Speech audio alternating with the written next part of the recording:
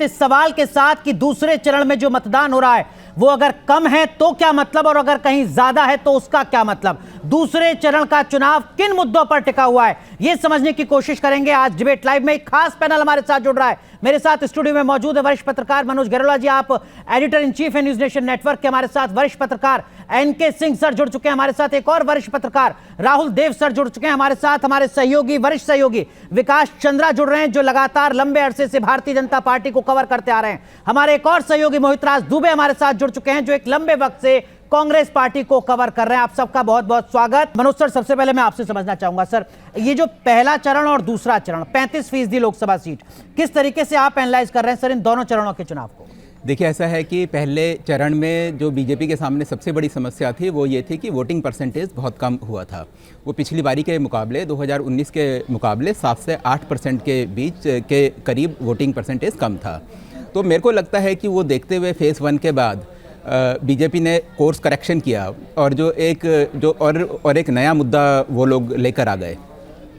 तो वो मुद्दा आपने ध्यान दिया होगा कि प्रधानमंत्री जी ने राजस्थान में जब भाषण दिया कि ये कांग्रेस वाले या इंडी वाले आपकी जो संपत्ति है वो लेंगे और लेने के बाद उन लोगों में बांटेंगे जिनके की बच्चे ज़्यादा होते हैं। तो उसके बाद से पूरा इलेक्शन का एक डायरेक्शन चेंज हो गया और ये बात उन्होंने सबसे पहले राजस्थान में बोली। और राजस्थान में आपने देखा होगा कि उनकी स्पीच कहीं ज़्यादा शार्प थी। और राजस्थान में बाकी भी जो नेता गए, योगी जी जब वहाँ गए तो उनकी भी जो स्पीच थी वो काफ़ी शार्प थी। तो अब देखिए अनुराग, एक डेटा मैं आपको देता हूँ कि 3 बजे के पिछले फेज़ 1 में 3 बजे तक राजस्थान में 41% वोट पड़ा था और इस बारी का जो आंकड़ा आया है 3 बजे का वो है 50% वोट। तो ऐसा लगता है कि शायद बीजेपी का जो एक मकसद था कि उनका वोट बैंक बाहर निकले, तो हो सकता है कि वो इस मकसद में कुछ हद तक आप करें 9% बढ़ गया 2019 के मुकाबले। 8% नहीं, 2019 के मुकाबले नहीं जी फेज़ 1 के मुकाबले। फेज़ 1 में 3 बजे तक 41%, मैं सिर्फ राजस्थान की बात कर रहा हूं क्योंकि मेरे पास सिर्फ राजस्थान का ही डेटा है। 3 बजे तक फेज़ 1 में राजस्थान में 41% के करीब वोटिंग हुई थी और इस बारी जो वोटिंग है फेज़ 2 में वो 50% हो चुकी है। और आपका ये कहना बिल्कुल ठीक है कि ऐसे होता है कि जो लोकल सीट्स पे भी इफेक्ट पड़ता है। कुछ सीटों में वोटिंग परसेंटेज पहले ही अगर मतलब कि कुछ में ट्रेडिशनली ज़्यादा वोट पड़ते हैं और कुछ में कम वोट पड़ते हैं, वो सारी बातें ठीक है, लेकिन मोटा मोटा हमें कह सकते हैं कि थोड़ा वोटर बाहर निकला है 3 बजे तक का आंकड़ा देख के। असली बात तो शाम को जब 7-8 बजे जब इलेक्शन कमीशन के फिगर आएंगे उसी समय हमको मालूम चलेगा। बिल्कुल सर, जो आप आंकड़े बता रहे हैं वो मैं जरा दर्शकों को भी जानकारी दे दूं कि राजस्थान में बाड़मेर में 2019 में लगभग 73% मतदान हुआ था। आज दोपहर 3 बजे तक लगभग 60% मतदान हो चुका है। उदयपुर में 2019 में 70% मतदान हुआ था, 51% मतदान हुआ है अभी तक। लेकिन बांसवाड़ा और चित्तौड़गढ़ ये 2 ऐसी सीट हैं जहां पर मतदान 60% के आसपास हो चुका है दोपहर 3 बजे तक 2019 के मुकाबले। एनके सर, जो बात मनोज सर ने कही अभी कि देखिए पहले फेज के मुकाबले दूसरे फेज में भारतीय जनता पार्टी ने जिस रणनीति के तहत काम किया, ऐसा लगता है कि वो क्लिक कर गई।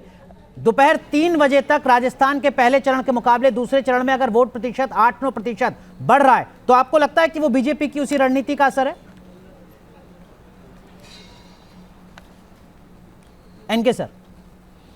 बिल्कुल एग्जैक्टली मैं भी यही सोच रहा था कि अगर मुझसे आप पहले बुलवाते तो एग्जैक्टली यही कहता जो मनोज जी कह रहे हैं जी। ये देखिए, ये पिच बदला है। पहले फेज के बाद से बहुत शार्पेंड हुआ है और उसमें कम्युनल फैक्टर, और आप जानते हैं जिस तरह इनहेरिटेंस का लेके सैम पेट्रोदा का स्टेटमेंट आया, उसके बाद मोदी जी ने टेक ऑफ कर लिया इसके साथ और पूरे बीजेपी ने कर लिया। उसके बाद फिर गरीबों का लूट के ये दे देंगे किसी कम्युनिटी को और आपका सुहाग ले लेंगे, मंगलसूत्र ले लेंगे वगैरह वगैरह। तो अगर इसने मुतासिर किया है वोटर को तो ये संभव है कि कुछ हाई टर्नआउट स्टेट्स होते हैं, जैसे West Bengal high turnout state है तो वहां पे तो अलग है, लेकिन ब्रॉडली अगर आप देखेंगे अगर सेकेंड फेज में 2019 के कंपैरेटिवली अभी भी कम हुआ है तो इन मुद्दों का असर नहीं है। लेकिन अगर बढ़ गया है जैसा कि फर्स्ट फेज में कब हुआ था, तो अगर वैसी कभी अभी भी रही तो ये सही है कि मुद्दों का असर नहीं है। लेकिन अगर ये बढ़ गया है तो बिल्कुल सही है कि बीजेपी सक्सेसफुल होगी, क्योंकि मुद्दे को हाईलाइट करने में बीजेपी का अपना मुकाबला नहीं है। उन्होंने बहुत ही शार्पेंड तरीके से, बहुत तेज रफ्तार से इसको अटैक किया है और मुझे लगता है उसका काउंटर कांग्रेस उस तरह नहीं कर पाई। राहुल सर, ये जो पहले 2 चरण हैं, आपको लगता है कि भारतीय जनता पार्टी के मुकाबले कांग्रेस पार्टी के लिए बेहद महत्वपूर्ण है सर? क्योंकि इन 2 चरणों में तमिलनाडु खत्म हो चुका है, जहां सबसे ज्यादा उम्मीदें कांग्रेस पार्टी को है, उसके सहयोगी अलायंस को है। केरल खत्म हो चुका है, जहां पर सबसे ज्यादा उम्मीदें कांग्रेस पार्टी को है बीजेपी के मुकाबले। राजस्थान में बीजेपी मानकर चल रही है कि इस बार हम डेंट कर देंगे, राजस्थान का चुनाव प्रचार खत्म हो चुका है। अगर बाकी पूर्वोत्तर के राज्य और उत्तराखंड को छोड़ दें तो? राहुल सर। अनुराग, इन प्रदेशों के साथ आप इसमें कर्नाटक को भी जोड़ लीजिए, क्योंकि कर्नाटक में तो अभी सरकार बनी है, आप जानते हैं कांग्रेस की सरकार है, और पिछली बार वहां भी बीजेपी को एक तरफा जो पूरी थोक में वोट, पूरी सीटें मिली थी, तो वहां पर कांग्रेस की उम्मीदें इन सभी राज्यों के साथ साथ कर्नाटक से भी हैं और अच्छी खासी हैं। तो ये और अब आज पूरा ये हो जाएगा, और केरल तो हम जानते ही हैं, तो अब देखना होगा। लेकिन ये एक बात तय है कि पहले चरण में जब वोट कम हुआ तो उससे बीजेपी ने 2 काम किए हैं। एक तो प्रधानमंत्री ने अपनी रणनीति बदली है, प्रचार के बिंदु बदले हैं, और बिल्कुल शुद्ध हिंदू मुस्लिम वाला एक मुद्दा उन्होंने शुरू किया है, जिस पर वो लगातार कायम है, आज भी कायम है। और उसके बाद कांग्रेस के मैनिफेस्टो से एक चीज जो उसमें थी ही नहीं, वो वितरण की बात की है, आपकी संपत्ति छीनकर बांट देंगे लोगों में। ये 2 मुद्दे उन्होंने उठाए हैं और लगातार वो इस पर बने हुए हैं, और लगातार वो आक्रामक हैं और हावी हैं कांग्रेस के ऊपर, तो कांग्रेस उसका कोई जवाब दे नहीं पा रही है ठीक से, प्रभावी ढंग से। दूसरा हिस्सा इसका ये है कि बीजेपी का जो अपना संगठन है कार्यकर्ताओं का, वो बूथ के स्तर तक जाकर वो हमेशा से मजबूत रहा है। मुझे लगता है कि पिछले चरण के बाद उसको थोड़ा ज्यादा सक्रिय किया गया है, उसमें ऊर्जा भरी गई है, और जो कमी रह गई उसको इस बार पूरा कर लिया जाए, ये पूरी कोशिश संगठन की ओर से बीजेपी ने की है। ठीक है, विकास चंद्रा हमारे सहयोगी हमारे साथ जुड़ रहे हैं, लगातार बीजेपी को कवर करते हैं। विकास, बीजेपी कैसे आकलन कर रही है इन 2 चरणों को, वो मैं आपसे समझूंगा, लेकिन इस वक्त आप मेरठ में हैं। मेरठ की सीट पर भी सबसे ज्यादा चर्चा हो रही है। मतदान का प्रतिशत अमरोहा के बाद दूसरे नंबर पर मेरठ में था, जहां से आप आए। इस वक्त आप गाजियाबाद में, लेकिन पूरे पश्चिमी उत्तर प्रदेश में जितनी लोकसभा सीटें हैं उतनी देश के लगभग आधे राज्यों की कुल लोकसभा सीट नहीं है। अगर राज्यवार हम देखें तो 16 सीटों पर चुनाव हो चुका है। पूरे पश्चिमी उत्तर प्रदेश में क्या कुछ सेंस आपको नजर आया विकास, जब आपने दौरा किया?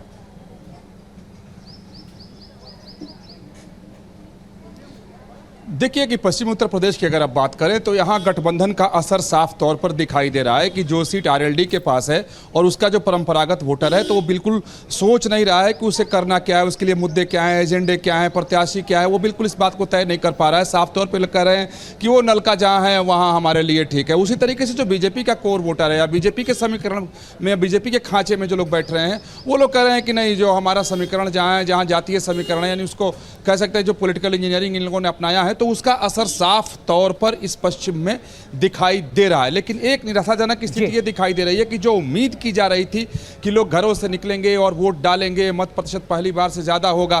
खासतौर पर अगर गाजियाबाद की अगर हम बात करें तो पिछले 2019 में 56% के आसपास कुल मतदान रहा था, पूरे सिर्फ गाजियाबाद की बात अगर करें लोकसभा क्षेत्र की।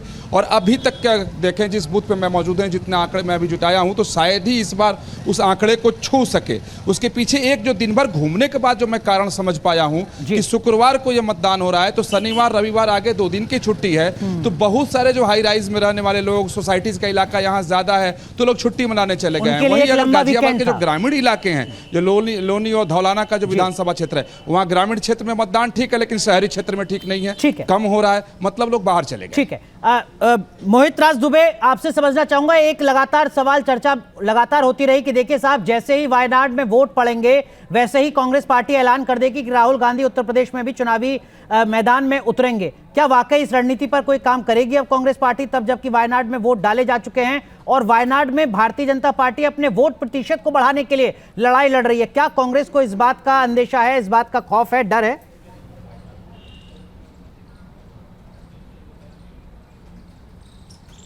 नहीं, देखिए, बिल्कुल भारतीय जनता पार्टी ने और प्रधानमंत्री नरेंद्र मोदी ने इसको मुद्दा बनाया था और कहा था कि राहुल गांधी इंतजार कर रहे हैं कि जैसे ही वायनाड की पोलिंग खत्म होगी, मतदान वहां पे खत्म होगा और राहुल गांधी की पार्टी ऐलान कर देगी कि चलिए अमेठी में चुनाव लड़ा जाए। तो ये मुद्दा भारतीय जनता पार्टी ने बनाया है, लेकिन हमारे जो सूत्र बता रहे हैं उसके हिसाब से आपको मैं बता दूं कि अभी भी रणनीति राहुल गांधी को लेकर बनाई गई है कि अमेठी से राहुल गांधी को चुनाव लड़वाया जाएगा। रायबरेली में अभी प्रियंका गांधी का नाम तो चल रहा था, लेकिन एक और नाम वहां पे आया है। लेकिन सवाल यही उठता है कि क्या अमेठी से राहुल गांधी चुनाव लड़ेंगे। लेकिन हाँ, निश्चित तौर पे हमारे सूत्रों ने पुख्ता तौर पे बताया है कि राहुल गांधी की एक्टिंग अमेठी के भीतर काम कर रही है, वहां पर जो कैंपेन को लेकर लगातार वहां पे काम करती हुई नजर आ रही है। और आपको बता दूं कि किशोरी लाल शर्मा गांधी परिवार के पुराने विश्वस्त वो रहे हैं, वो लगातार अमेठी और रायबरेली में काम कर रहे हैं। इसका मतलब सीधे तौर पर ये तो मतलब इंतजार आज की वोटिंग का ही कर रही थी कांग्रेस पार्टी। मोहित, सदस्य अमेठी रायबरेली को नहीं छोड़ सकता है और आज की वोटिंग का इंतजार कर रही थी कांग्रेस पार्टी। बिल्कुल, देखिए, कांग्रेस इस रणनीति में कहीं ना कहीं,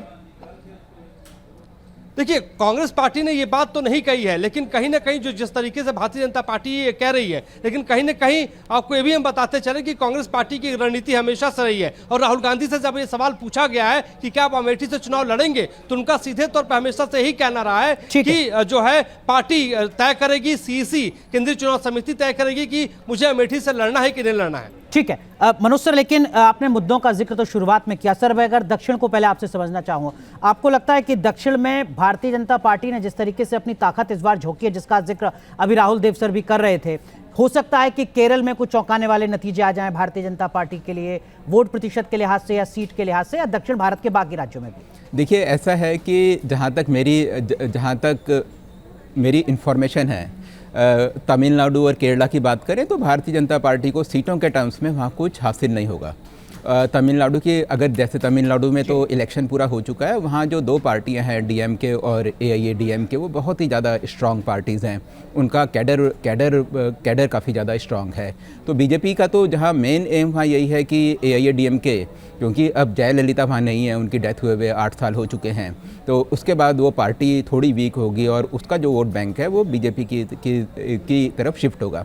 ठीक है, लेकिन इतना ज़्यादा शिफ्ट नहीं होगा कि उसको वो सीटों में इस बारी कन्वर्ट हो। केरला की अगर हम बात करें तो एक का सीट में लगता है कि बीजेपी को लगता है कि वो अच्छी फाइट दे रही है, लेकिन बीजेपी को भी मालूम है कि वहाँ परसेंटेज ऑफ वोट जब भी 19-20% अगर हो जाए तो अच्छी बात है, लेकिन सीट मिलने के चांसेस वहाँ काफ़ी कम है। अगर राजस्थान की बात करूं, राहुल सर, आपको लगता है कि राजस्थान में भारतीय जनता पार्टी के लिए, चूंकि पाने के लिए अब कुछ बचा नहीं है, 2 बार से आप क्लीन स्वीप कर रहे हैं, खोने के लिए बहुत कुछ है, कांग्रेस पार्टी के लिए एक संभावना यहां पर नजर आती है, खासकर कुछ सीटों का जिनका जिक्र लगातार होता रहा है पहले?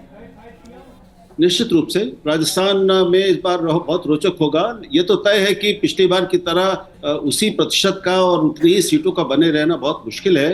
कुछ कमी तो निश्चित आएगी। कुछ सीटों के बारे में हमें मालूम है कि वहां पर मुकाबला काफी ज्यादा कड़ा है, बीजेपी के लिए संकट है। बाड़मेर की एक स्थिति बहुत हम जानते हैं, बाकी जगह भी जैसे राजपूतों में वहां पर जो नाराजगी है वो किन किन क्षेत्रों में, किन चुनाव कॉन्स्टिट्यूंसीज में कितना असर डालेगी, ये राजस्थान के विशेषज्ञ जानते हैं। लेकिन कम से कम 5-6 जगह तो इसका सीटों पर इसका सीधा प्रभाव पड़ेगा।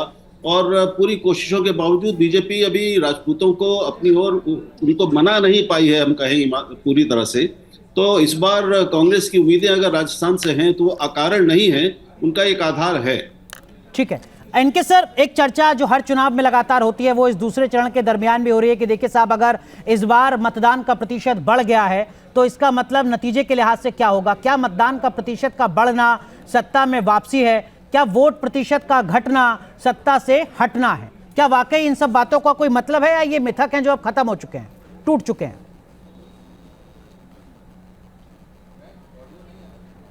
नहीं, बिल्कुल सही कहा आपने। ये हुआ करता था जब 1975 वगैरह में इमरजेंसी लगी, उस समय के दौर में ये होता था तो या तो कांग्रेस को हटाने के लिए वोट पड़ते थे, या कांग्रेस दोबारा जब आती थी तो सिंपैथी वोट पड़ते थे 84 में जैसे। तो ये उस समय के फेज हुआ करते थे। आज आप डेफिनेटली नहीं कह सकते कि हाई टर्नआउट से किसका फायदा होगा, या ये भी नहीं कह सकते कि वेस्ट बंगाल में बहुत हाई टर्नआउट है तो उनके लोगों को, वोटर को प्रजातंत्र में ज्यादा विश्वास है और बिहार में कम है तो कम है। ये ऐसा है नहीं। वो जैसे वेस्ट, आप साउथ इंडिया देखिए, साउथ इंडिया बेटर एडमिनिस्ट्रेटेड रहा है। ह्यूमन डेवलपमेंट पे हमेशा बेटर रहा है। केरला को देख लीजिए, तमिलनाडु को देख लीजिए, कर्नाटक को देख लीजिए। तो चूंकि वहां पे स्टेट अपरेटस से लेके उस तरह की नाराजगी नहीं होती है, तो आमतौर पे आदमी कभी कभी सुस्त हो जाता है। लेकिन अगर वो मैसेज, जैसे मनोज जी ने एक बात सही कही कि अभी जो फेजेस हैं उसमें केरला में बीजेपी की स्थिति ऐसी नहीं है कि इलेक्टोरल गेन को वो सीट में कन्वर्ट कर पाए।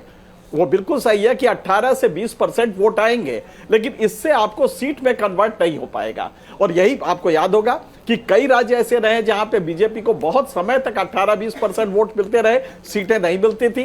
तो वही स्थिति केरल में होगी, कर्नाटक, तमिलनाडु में होगी। लेकिन हाँ, एक बात जरूर है कि अगर आप इस समय देखें कि टर्नआउट बढ़ रहा है, तो पिछले जो 7 दिनों में जिस तरह हाई पिच पे मोदी और उनकी मशीनरी ने इश्यूज को टेकअप किया है, और भले उसके नैतिकता हो सकती है कि इशू गलत है, अर्धसत्य बोला है, वो सब हो सकता है, लेकिन अगर उसने कन्विंस किया है तो टर्नआउट बढ़ना चाहिए। अगर नहीं बढ़ा है तो मोदी जी को शायद तीसरे फेज के लिए फिर से इश्यूज बदलने पड़ेंगे, क्योंकि शायद वो वर्क नहीं कर रहे हैं। ठीक है, लेकिन मनोज सर, आपको लगता है कि 2 चरण तो बीत गए, लेकिन जो असली लड़ाई है भारतीय जनता पार्टी की, वो अब आने वाले चरणों में दिखेगी? क्योंकि अभी आधा मध्य प्रदेश बचा है, आधे से ज्यादा महाराष्ट्र बचा है, 80% बिहार बचा है, लगभग 80% उत्तर प्रदेश बचा हुआ है, और जो उत्तर भारत की जो हिंदी पट्टी के राज्य हैं, हरियाणा, दिल्ली, हिमाचल, ये तमाम राज्य बचे हुए हैं।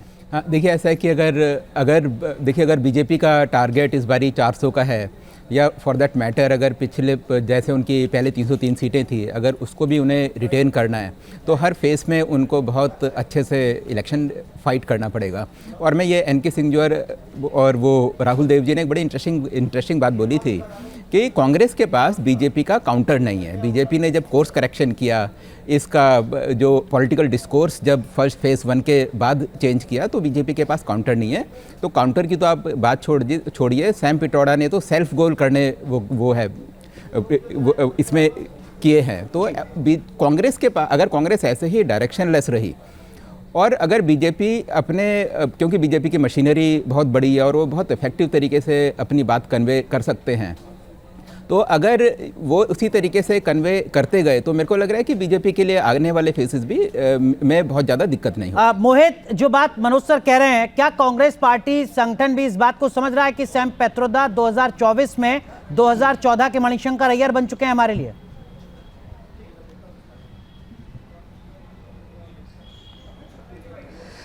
नहीं, बिल्कुल मनोज सर ने जो बात कही है, बिल्कुल बहुत बड़ी बात कही है, और कांग्रेस पार्टी को कहीं ना कहीं इस पर आत्ममंथन, आत्मचिंतन करनी चाहिए कि अमेरिका में बैठ के किस तरीके से सैम पित्रोदा चुनाव को प्रभावित कर रहे हैं। एक बड़े नेता से मेरी बातचीत इस मसले पे हुई, उनका ये कहना था, उन्होंने ये कहा था कि आप शिकागो में बैठ के इस तरीके की बात करके देश में राहुल गांधी और प्रियंका गांधी की मेहनत पे पानी फेरते हुए नजर आ रहे हैं, तो ऐसा उनको नहीं करना चाहिए था। ये कोई टॉपिक नहीं है। मनोज सर ने जो बात अभी कही है कि भारतीय जनता पार्टी के पास जो साधन संसाधन और जो मशीनरी है, उसका कोई तोड़ नहीं है। कांग्रेस के पास वो मशीनरी नहीं है, वो साधन संसाधन नहीं है, वो एक बात को जो है आगे तक पहुंचाने में उनके पास वो साधन नहीं है। भारतीय जनता पार्टी के पास है। प्रधानमंत्री नरेंद्र मोदी जब कोई बात करते हैं तो पूरा देश सुनता है, तो ऐसे में कांग्रेस के लिए कहीं ना कहीं हम कह सकते हैं कि सैम पित्रोदा के बयान के बाद झटका लगा है। ठीक है, लेकिन विकास, भारतीय जनता पार्टी की रणनीति क्या आगे के तमाम फेजेस के लिए? सांस्कृतिक राष्ट्रवाद, सनातन का सम्मान और इसके साथ साथ विकास, या इन तीनों के अलावा कुछ और भी है जो अभी खजाने में बचा हुआ है प्रचार के?